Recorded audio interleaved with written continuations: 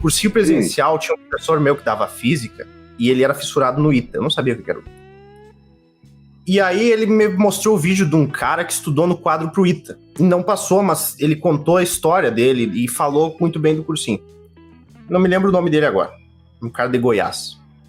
E aí eu olhei, cara, e aí o professor falava, não, o ITA, isso aqui é difícil e tal, é muito difícil passar. E eu sempre, desde pequeno, eu gostei dessas coisas que são difíceis. Eu gosto desses caras que fazem os negócios que os outros não fazem.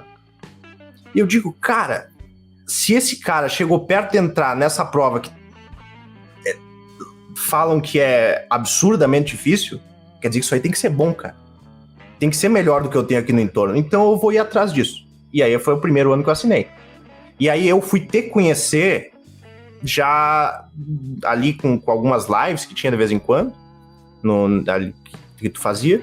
E aí depois, quando tu falou sobre a mentoria que ia ter, aí que eu fui, na verdade, ter que conhecer mesmo. Por causa dessa tua história de ter passado no ITA e tal, por conta disso para um pouquinho, essa é uma pessoa que passou em algo que os outros não passam, então esse cara aqui é interessante. Quando eu tinha pensado que agora eu tinha que estudar, no caso 2020, né, que foi quando começou a mentoria, que a gente tinha os encontros, aí eu digo, tá, eu preciso aprender a estudar, porque eu nunca estudei. Então eu preciso achar alguma forma de estudar, uma técnica, o que seja. E aí na mentoria tu foi nos apresentando as bases do método, né?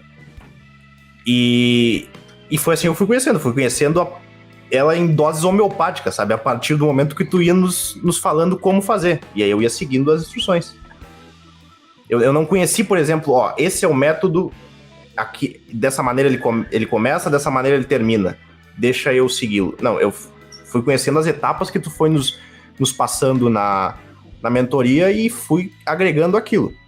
E aí eu fui notando que a minha forma de estudar mesmo era quer dizer, que pelo menos deu certo até hoje comigo, se baseava naquilo, sabe? De fazer questão, fazer prova, ser ativo tanto no ato quanto no saber o que tu tem que buscar.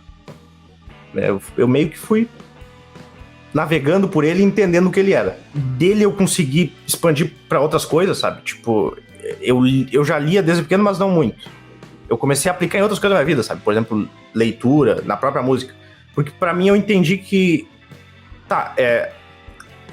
se eu tenho um objetivo qualquer que seja, que tem a ver com conhecimento, eu posso aplicar isso, sabe? Eu posso ir atrás e entender aquele assunto, né? Entender e aprender aquilo a partir disso, sabe? A partir da busca mesmo, de buscar como fazer, de buscar fazer.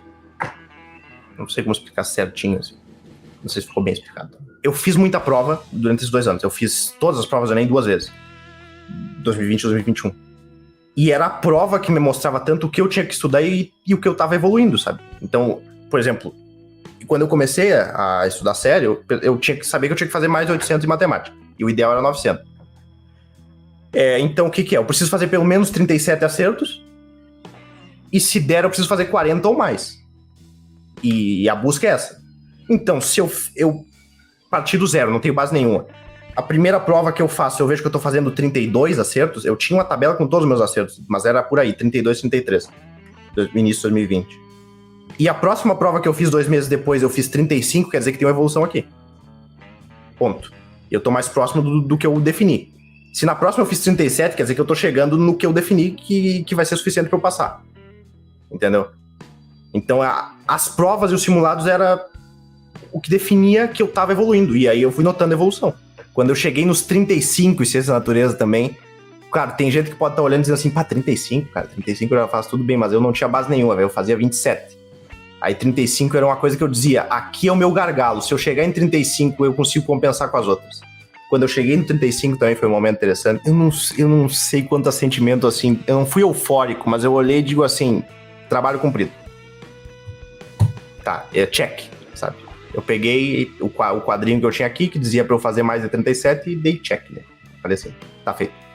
Foi isso, cara, é isso que eu tipo... É meio broxante porque não é um... Foi tipo assim, cumpriu o que eu tinha definido, sabe? Foi isso mesmo, foi missão cumprida. Agora vamos pra próxima. Não sei te dizer, o meu normal é assim. Até agora eu tô esperando a ficha cair. Então... Entendi.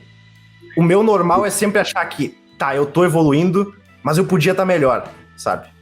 Eu sou assim, você abri o computador, abri o site do Sisu e tava lá, primeira opção, você foi selecionado na chamada regular. Objetivo pronto. Atingi. Sabe? E muito. A alegria, a euforia total. A ficha ainda não caiu, entendeu? Eu acho que a parte mais meditativa e talvez a melhor sensação ainda não tenha chego. Eu me conheço. Vai ser quando eu começar a pensar. Eu sentar, já estiver lá e começar a pensar todo o processo, em detalhes específicos, aí eu vou ter a sensação, né, o êxtase total, né? A Letícia, né? O êxtase sensível. Mas a parte daquela da euforia do momento já foi nunca tinha sentido, né? Só talvez alguns momentos tocando assim em alguns lugares e com alguns músicos, mas só que algo nesse nível.